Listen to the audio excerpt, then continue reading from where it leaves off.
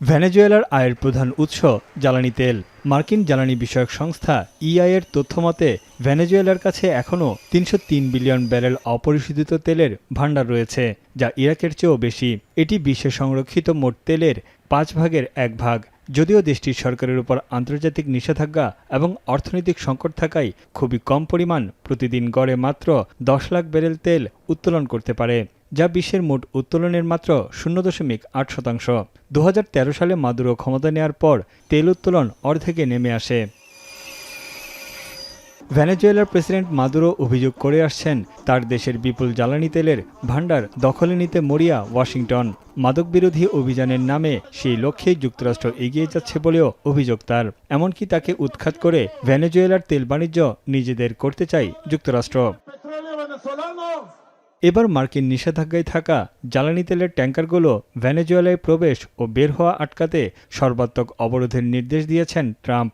এছাড়া দেশটির শাসক গোষ্ঠীকে একটি সন্ত্রাসী সংগঠন হিসেবেও চিহ্নিত করেন তিনি। ট্রুথ সোশ্যালে ট্রাম্প বলেন, যুক্তরাষ্ট্রের সম্পদ চুরি, মাদক ও মানব পাচার সহ বহু কারণে ভেনেজুয়েলার উপর অবরোধের নির্দেশ দেওয়া হয়েছে। তবে তা বাস্তবায়নের বিষয়ে স্পষ্ট কোনো বার্তা দেননি মার্কিন প্রেসিডেন্ট। ট্রাম্পের অবরোধের নির্দেশকে উদ্ভট হুমকি বলে এরই মধ্যে তা প্রত্যাখ্যান করেছে ভেনেজুয়েলা সরকার। শান্তির পথ বেছে নেওয়ার আহ্বান জানিয়েছেন প্রেসিডেন্ট নিকোলাস মাদুরো। মাতৃভূমি রক্ষায় যে কোনো পদক্ষেপ নিতে পিছুপা হবে না বলেও জানান তিনি। En contra de la piratería del gobierno de Estados Unidos que pretende imponer otra vez la patente de corso en el mundo. এদিকে ক্যারিবীয় অঞ্চলের পুয়ের্তো রিকোর ঘাঁটিতে সেনা, যুদ্ধবিমান, কোস্টগার্ড, হেলিকপ্টারের পর সামরিক জাহাজ নোঙর করেছে যুক্তরাষ্ট্র, যা ভেনেজুয়েলার সঙ্গে চলমান উত্তেজনাকে আরও উস্কে দিয়েছে। শুধু তাই নয়, দেশটিতে স্থল অভিযানের হুমকিও দিয়ে যাচ্ছেন ট্রাম্প। এদিকে শাসন ক্ষমতা থেকে মাদুরোকে অপসারণে যুক্তরাষ্ট্রকে সমর্থন জানানোর আশ্বাস দিয়েছে চিলি। এ সময় চিলির প্রেসিডেন্ট বলেন, মাদক ও স্বৈর শাসনের পতনে যে কোনো পদক্ষেপে পাশে আছেন তিনি।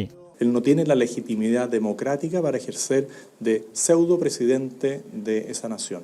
Por lo tanto, esto requiere un acuerdo internacional que es evidente. যুক্তরাষ্ট্রের সামরিক হুমকিতে ভেনেজুয়েলার বহু আন্তর্জাতিক ফ্লাইট স্থগিত হওয়ায় দেশটিতে ভ্রমণ কঠিন হয়ে পড়েছে। এখন লাতিন আমেরিকার এই দেশটিতে প্রবেশের অন্যতম রুট হয়ে দাঁড়িয়েছে কলম্বিয়ার সীমান্ত শহর কুকুটা, যা একটি সেতুর মাধ্যমে দুই দেশের সংযোগ স্থাপন করেছে। ছুটির মৌসুমে যাত্রীরা এই পথে এখন ভিড় জমাচ্ছেন। তানভীর চনি, এখন বিশ্ব।